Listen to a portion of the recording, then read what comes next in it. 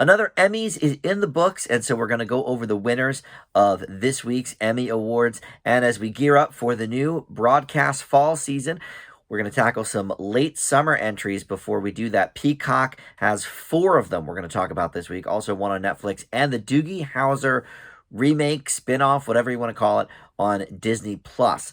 Let's talk TV.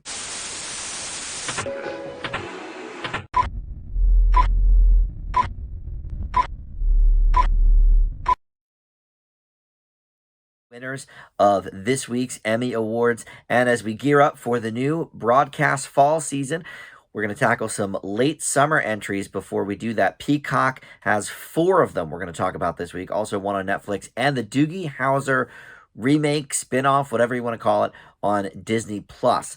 Let's talk TV. And 3, 2, 1. Hey guys, Dan here. This is Dan Reviews It. Welcome to TV News and Reviews for the week. We've got a handful of shows to talk about, but of course, first, the Emmy Awards, the biggest night of television that aired this week with host Cedric the Entertainer.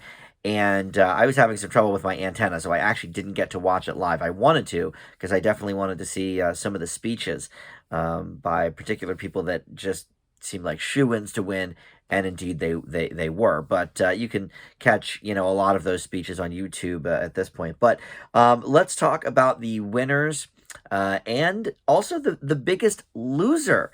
The Handmaid's Tale set a very not good record for the most nominations without a single victory. 21 nominations overall between the Creative Arts Emmys, which aired like a week ago, and then the major category Emmys. I don't know what you really call them, but they had like 11, I think, or maybe 13 there, and then the rest were in the Creative Arts Emmys a week ago. But they didn't win any.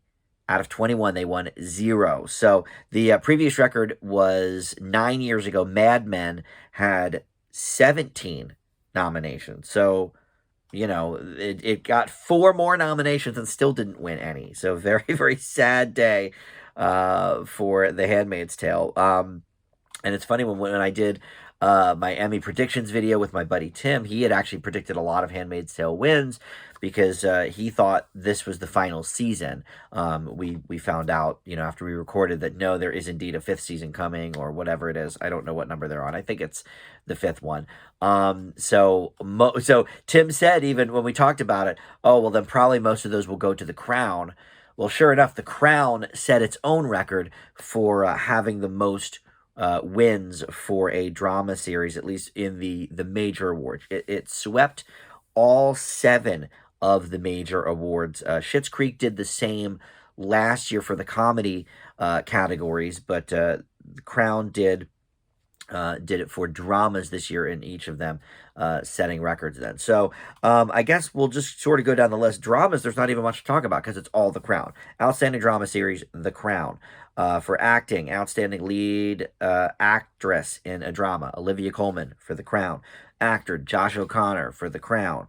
And I don't watch The Crown, so I can't really speak to whether they deserved it or not. But obviously everyone loves it. Supporting actress, Gillian Anderson in The Crown. I did predict her to win. Outstanding supporting actor, Tobias Menzies in The Crown. And then what did they win for directing? The Crown. Jessica Hobbs won that one. And then for writing, The Crown, for the episode War, written by Peter Morgan. Okay, so, I mean, there's not even anything to talk about. I don't watch The Crown, so I can't really comment, but I'm sure they did a great job. Okay, so for comedy. Now, this got mixed up a little bit. It didn't all go to like one or even 2 shows. But no surprise, Ted Lasso won for Best Comedy Series, and Jason Sudeikis won for Best Actor in a Comedy. I think those were a couple of probably the biggest shoo-ins for the whole night. And the other one, I think, being Outstanding Actress in a Comedy, and that was Jean Smart for Hacks. I think that was also kind of obvious. Although, as the night went on, Hacks won a handful of things. So I was thinking, well, maybe up in the air for who's going to take Best Comedy. It could be Hacks, but no, it was Ted Lasso. But the supporting comedy acting both did go to Ted Lasso. Brett Goldstein as Roy and Hannah Waddingham as Rebecca Welton. I had called her to win for sure on that one. Seemed pretty obvious. For directing, though, it went to Hacks for the episode There Is No Line. And then for writing, it went to Hacks for that same episode. So it really could have gone either way by the end of the night. It could have been Hacks or Ted Lasso. And I guess as it turns out, it did all go to one or two shows. I was thinking maybe there was one other show that got something in there. I guess maybe I'm thinking of like some of the other categories, like the variety shows, because that did get mixed up a little bit. So Outstanding Variety Talk Series was last week with John Oliver. Outstanding Variety Sketch Series went to SNL. That was pretty much a no-brainer. I mean, it's the #1 show on television, and there was only one other show even up in the nominations, Black Lady Sketch Show. But Outstanding Variety Special then went to Stephen Colbert, who he lost the Late Show in the talk series category, but Variety Special, he won with his 2020 election night special on Showtime. As we go down here, let's see. We'll do the miniseries, I guess, at the end. Was there one more, like, in that variety sort of category? Well, Hamilton won for best, and Hamilton, this is the only thing it won, by the way, but Hamilton won for best variety special pre-recorded. So Stephen Colbert and the election thing won the live special, which was, it was like the Oscars is up for that, and the Super Bowl halftime show with The Weeknd. But for pre-recorded variety special, that went to Hamilton, and luckily, they didn't win any of the acting categories. And I look, I love Hamilton, but I think it's time to certainly share the wealth, with that. They won all the Tonys, so that's fine. But the special was edited well and all of that, so makes sense there. But I'm glad, really, it didn't win any of the acting nods. And then writing for a variety series went to Last Week Tonight with John Oliver. And then let's go to the limited series now. And that actually did go to many different things. So writing, I was pretty sure this would get the writing one. I May Destroy You, written by Michaela Colt. So she wrote, the whole series by herself. And she was up for Best Actress and stuff too, but it was pretty obvious that was a tight race between some other people. But I figured she would probably win for the writing, and she did. And then for the acting, in a variety, not variety, but in a limited or anthology series or a movie.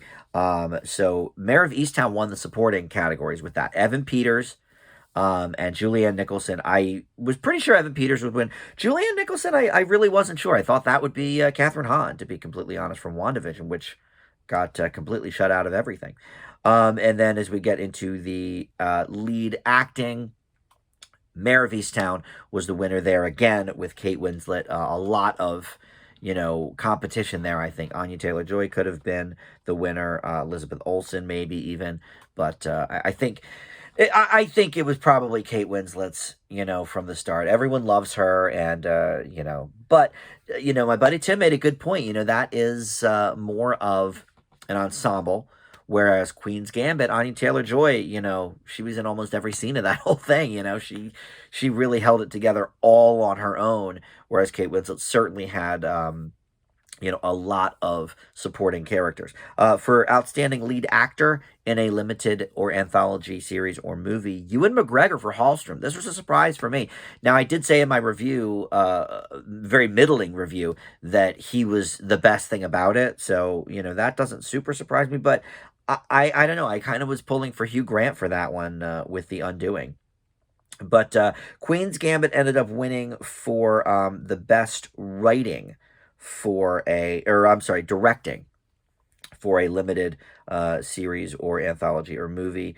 And, obviously the directing was a huge part of that, between the chess pieces on the ceiling and all the different set pieces and everything. So, and that makes sense. And then as a result, that won for the best limited series, was The Queen's Gambit, which that one also, could have gone to Mayor of Easttown very easily, but it did not. So that's it. And another Emmy's in the books, and it's already gotten some criticism for the whole, oh, well, almost everybody that won was white, and, we need to have more diversity. And while I do agree with that, I do think diversity is great, but here's the thing.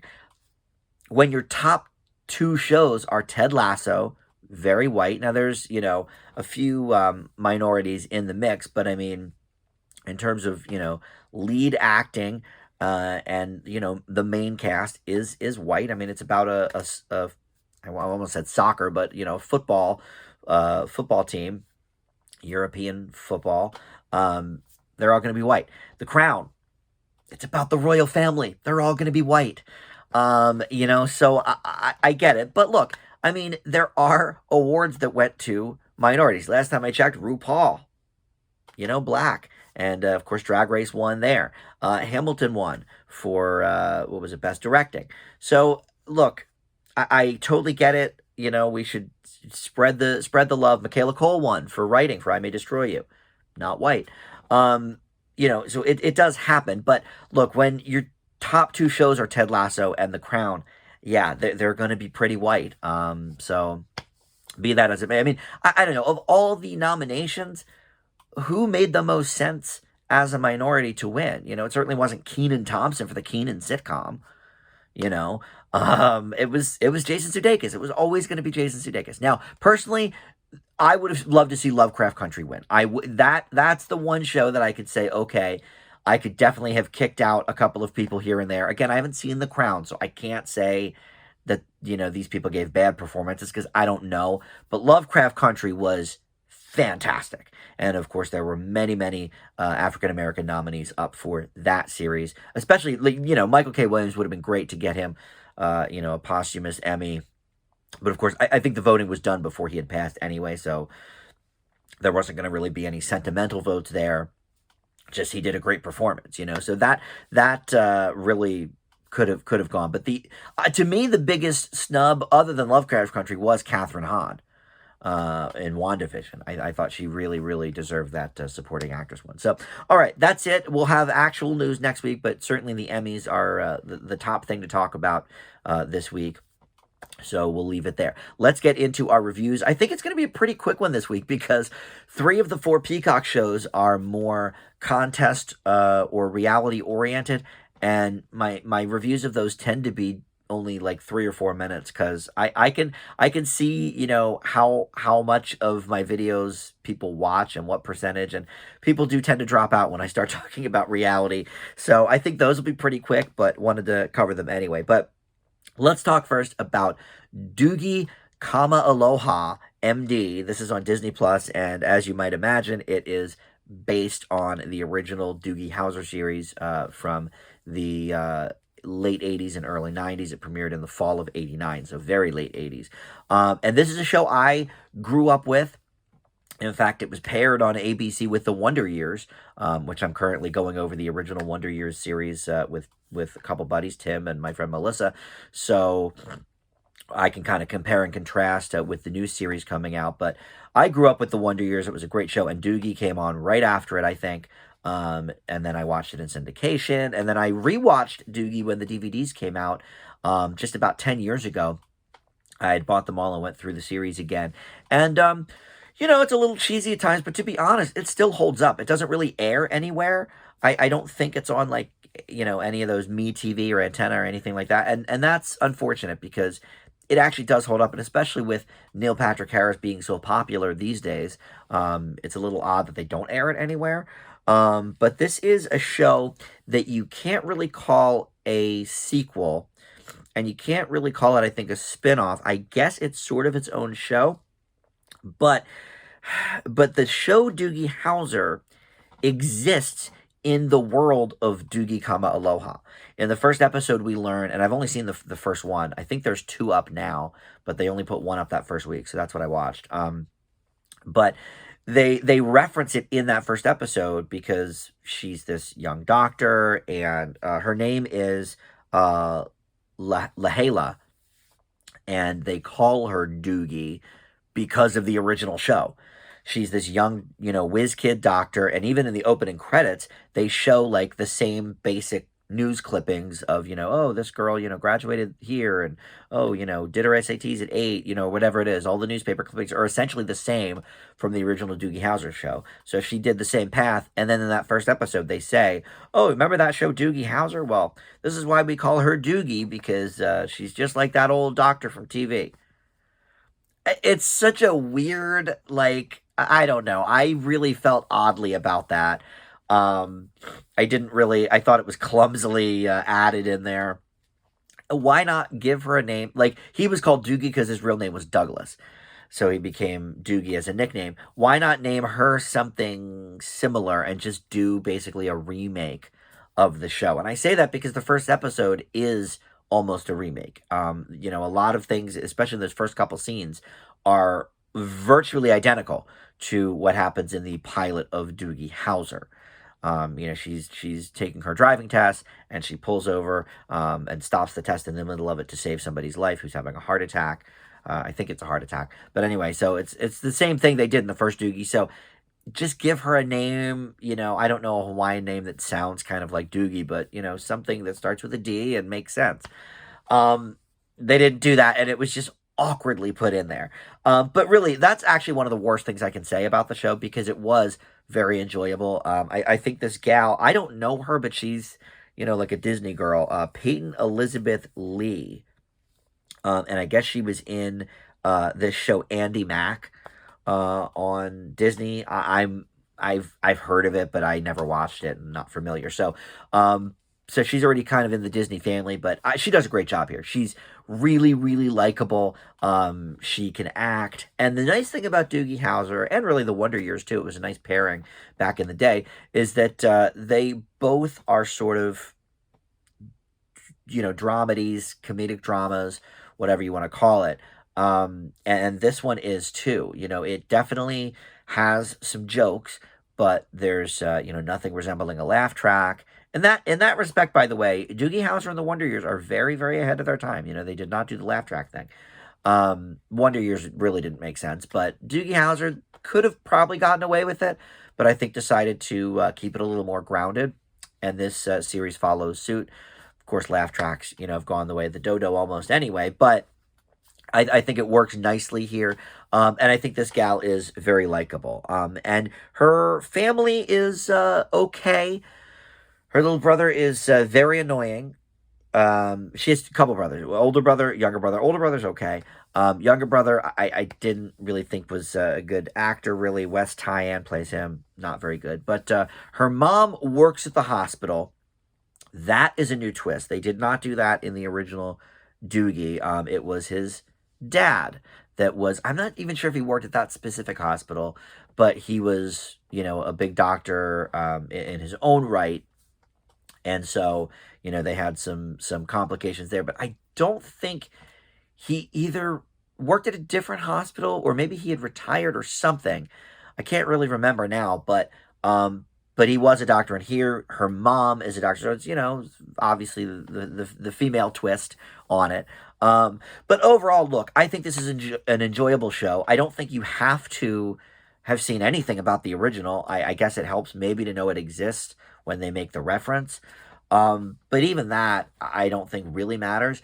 I think it's hard to judge this just based on the pilot because it's so similar to the pilot of the original. So I'm going to leave Doogie Kamealoha M.D. with a B for right now. But I think that could easily go up as it sort of, gets into its own identity. I mean, it's like the U.S. Office. That first episode was essentially a complete remake of the first episode of the UK Office. So it was kind of hard to judge. I think maybe why it struggled a little bit when it first came out. But, so I can't in good conscience give it higher than a B right now because I haven't seen them do anything really different. But I do like this actress in the lead, and I think the show has a lot of potential. And if it brings in new fans kind of to this concept, I'm all for it because I've always sort of liked the whole young doctor thing and all the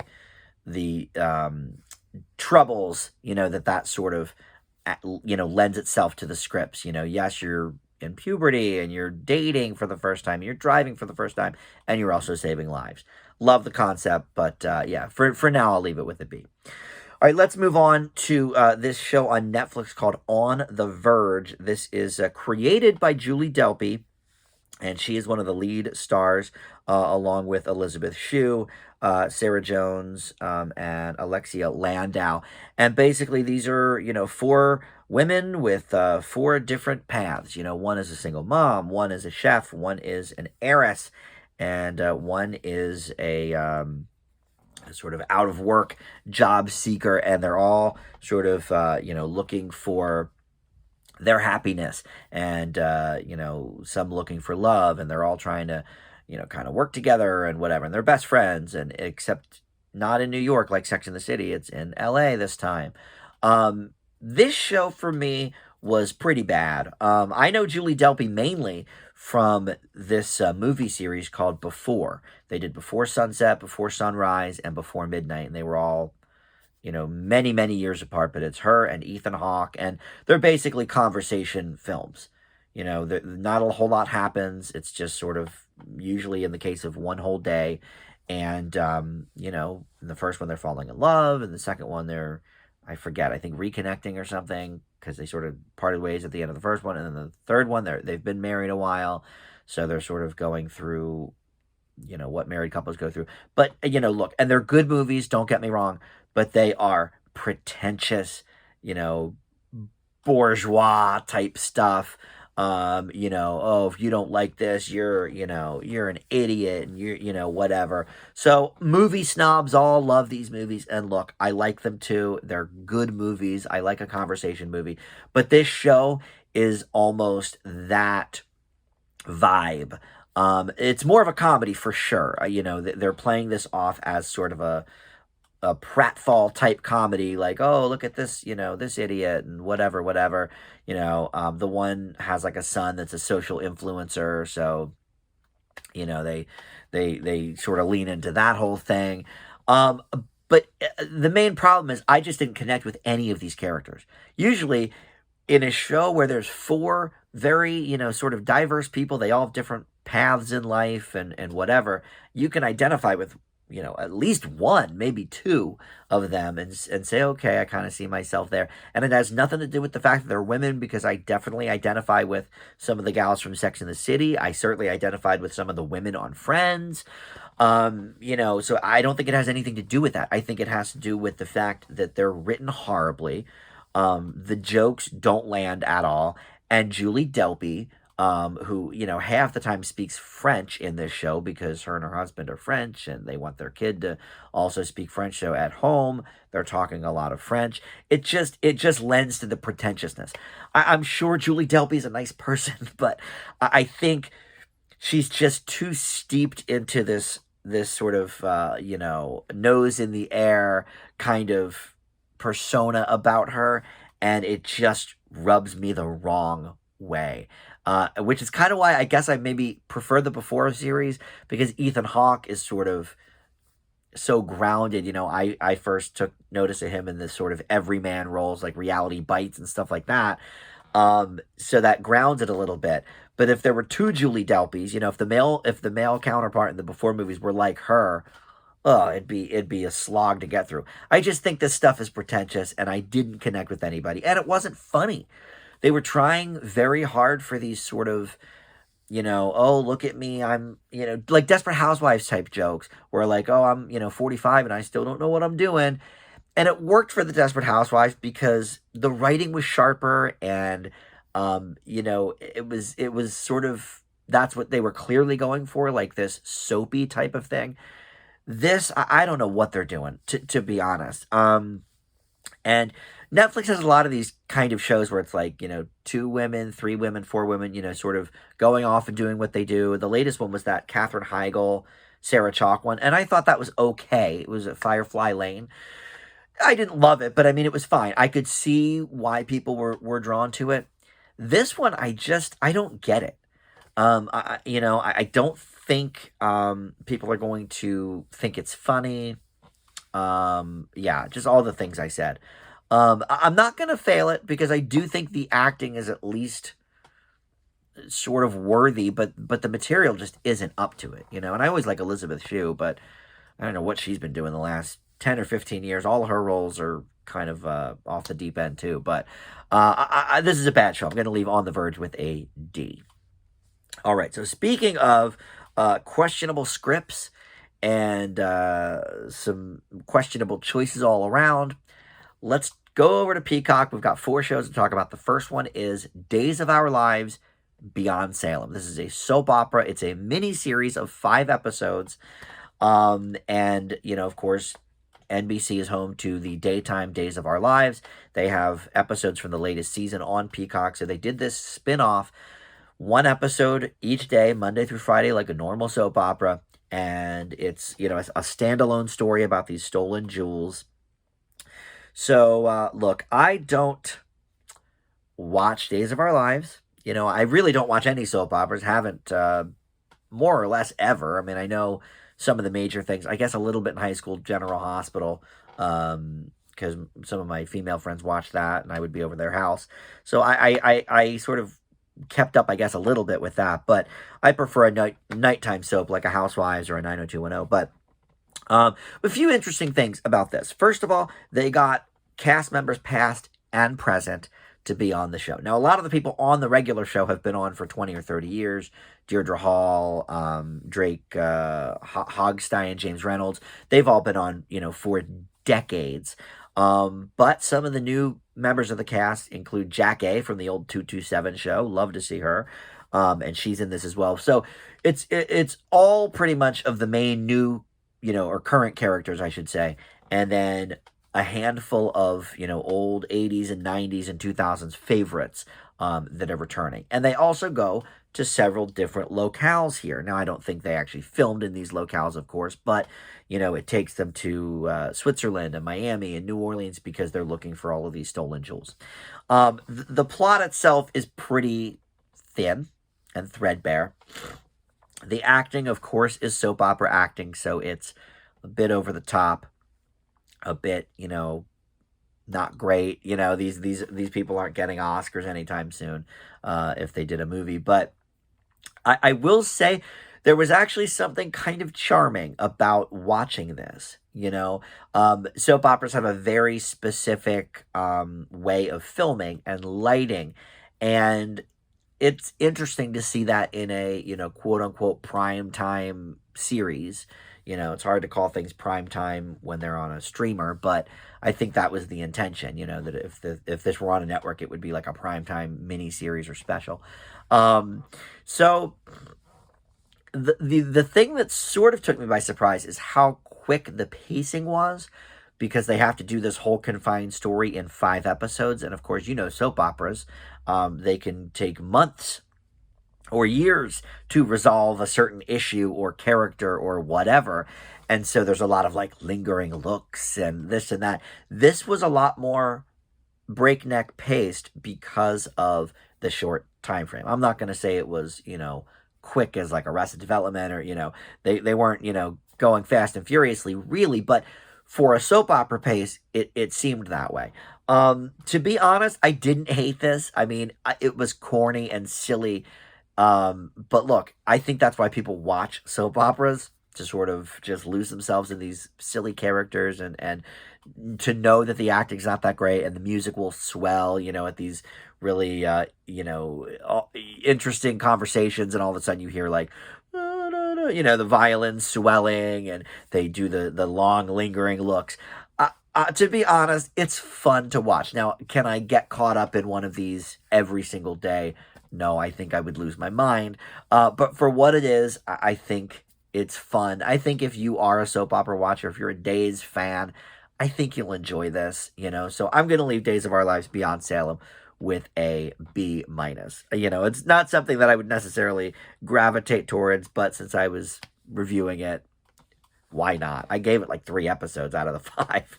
I still never found out who did the jewel thief, or who was the jewel thief. But all right, so moving on, we have 3 Peacock sort of competition, reality, contest shows, whatever you want to call it. Everything sort of in that genre. And we're going to start with Frogger. This is the straight out like game show. And it's hosted by Damon Wayans Jr., who I love, and then Kyle Brandt, who I think is like an NFL commentator or something. And this is basically a lot like the TV show Wipeout. It's basically sort of an obstacle course with a lot of things where people are falling all over themselves and slipping, and it's hilarious. But it's based around the video game Frogger, which, of course, the point is to get from one place to the other, avoid some of these obstacles. So that's how they do this. It's great in concept because that game sort of does lend itself to an obstacle course type of show. And like I said, because it's based on that show, they have frog related things and alligators and different things like that. So what they do is they have two competitors facing off against each other in 3 different original courses, and then the winners of those courses face off against each other in the final course, where they have to snatch these frog babies and get them back to home base and put them in their little cribs. And as many as you can do, you're the winner, and if it's a tie, then they go by the time it took you to do it. And then the end of the series or the season, I guess, will be $100,000, face off against all the top champions. So like you would see on an arcade machine, they have the high scores. And if you're in the top 3, I guess, or whatever of the high scores, then you will get a place in the final. So, but for winning the regular show, the 1 episode show, you get 10 grand. So it's not bad. If you like Wipeout, I think this will be another amusing one to you. I had fun watching it. I watched the first half by myself, and then a couple of people came over, to play some games, and I was still watching it. So I was like, hey, let's finish this. And we were all sort of, hooting and hollering and cheering people on. And so it's very fun in that regard. And one other interesting thing, I'm not super well versed in Wipeout, but I think as soon as you fall off the Wipeout course, you're done. But here you get 3 chances because it's based on a video game, so you get 3 quote-unquote lives. So if you fall in completely, as long as your hand or something is touching the obstacle, even if 70% of your body's in the water, if you can then climb back up on that, then that doesn't count as a lost life, and you can still continue. But if you ever sort of detach from the object, then you fall in the water and you're done. It was a lot of fun to watch, I have to say that. And the commentators, look, they're a little corny, kind of like Holy Moly, and all these shows like this have sort of wink commentators that are sort of hokey, and I think that's part of what makes the charm work on these shows. And I think these guys have good chemistry together. I think it's fun to see them, sort of talking about the competitors. And I don't think the competitors can hear them. I'm always sort of questioning that sort of thing. Like during the competition, can we sort of hear what they're saying, as you're going through the course? I don't know. It might just be for our edification. But what is cool is the other competitors are watching each person, and nobody was mean about it. Everybody was cheering their competitors on and oh, you got this, and even giving them tips. The one guy was like, hey, step on this thing instead of that, or whatever. So I think there's a nice camaraderie there. I really enjoyed this show. I did. So I'm going to leave Frogger with a B+. It's not quite original because it's basically Wipeout, but with a theme. But I rather enjoyed it. Now we move on to Top Chef Family Style. This is another one, like I said, on Peacock. And here, this is another in the Top Chef family. There's several shows on this, but what sets this one apart is that it's a pair of people. One of them is a child, and the other one is a relative of some sort. Sometimes it's parent, sometimes it's grandmother, sometimes it's an aunt, way older sister. The one Hawaiian team is the kid is 15 or 16 and his sister's 34. So, they're a team. So that's what makes it family style. And it's hosted by Meghan Trainor, the singer. And then Marcus Samuelson is the head judge, and then they have a rotating panel of other judges come in. This was a lot of fun. Like, I have never really seen Top Chef. I, of course, know what it is. And I know the basic concept, but I've never actually watched it. And this was fun for me. Cooking shows and cooking competitions are not really my thing until I started doing this show, and I've watched now several of them. I saw a couple different ones on Netflix over the years, and then this summer, one of I would say my favorite show of the summer probably is that the Joel McHale one, Crime Scene Kitchen, which was a blast. I loved watching that every week, and it was a lot of fun. So I guess I'm into cooking shows now. I don't know, or at least competitions.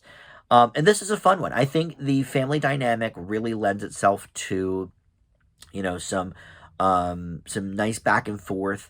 I've actually been getting really into most of the competition shows I've been watching have to do with pairs of people, because you have Lego Masters is pairs, Crime Scene Kitchen was pairs. I sort of like that kind of dynamic with the people. But here, the kids really are sort of like the head of the group.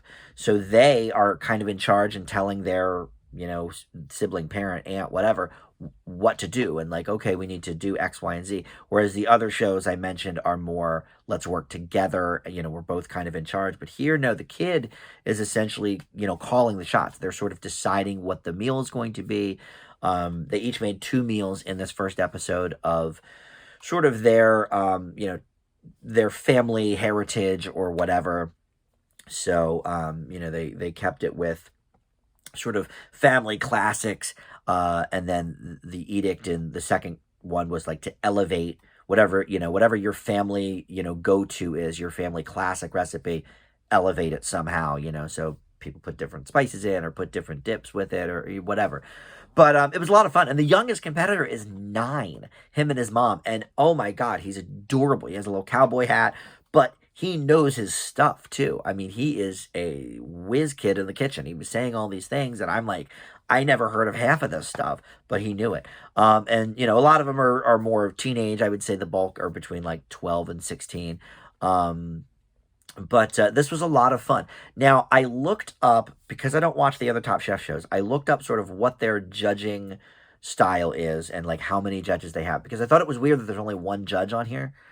So the first dish, sort of the preliminary dish, was just judged by this Marcus dude, and then I don't know if Megan Trainor really had a say or she just was enjoying the food, but so then they brought in a couple of judges from other things. I don't know if they're from other Top Chef shows, but I thought that was odd that there weren't like 3 regular chefs, because you never know what a chef's palate is going to be like, or a competition judge.